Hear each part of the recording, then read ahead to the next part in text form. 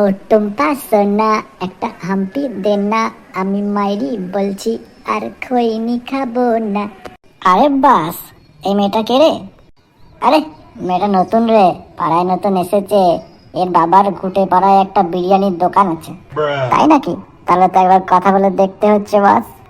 আগে চল একটু কাছে গিয়ে ভালো করে দেখি। শোন পল্টু আর লুকা, মেয়েটাকে ফার্স্ট আমি দেখেছি, তাই মেয়েটাকে প্রথম ইমপ্রেস করার সুযোগ আমার। বললেই হলো, আমার ফার্স্টে ভালো লাগলো আর ইমপ্রেস করার প্রথম সুযোগ তোমার। তাতে কি, আমি ফার্স্টে খোঁজ নিয়েছি, তো আমি ফার্স্টে বলবো। ভাই তোরা যা পারিস কর, আমি তো ওকে জিজ্ঞাসা করব যে ঘুটে পাড়ায় ওর বাবার দোকানে বিরিয়ানিতে আলু দেয় কিনা। পুরো মাথা মোটা ছেলে একটা। শোন লুকা, তোর বিরিয়ানির কাঁথায় আগুন। শোন কানু, আমরা দুজনে কোনো ঝগড়া করব না, একে একে যাব। প্রথমে আমি যাব, ও যদি না পটে তখন তুই যাবি। ওকে ডান, যা দেখি তোর কত ক্যালমা। High Julie. বলুন।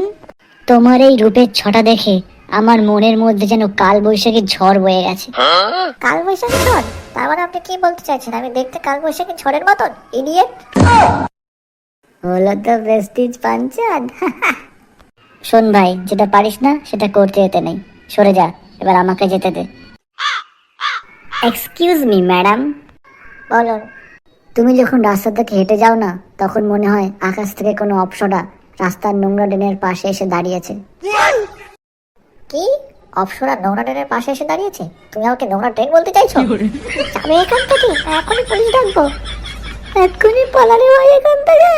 হ্যাঁ, আমাকে খুব বলছিলি না। শোন, তোদের দ্বারা কিছু হবে না, এবার আমার খেলটা দেখ। এলেন আমার কলির কেষ্ট। যেখানে আমার মতো হ্যান্ডসাম ছেলে পাত্তা পেল না, উনি কোন হরিদাস পাল হে। Hi Julie.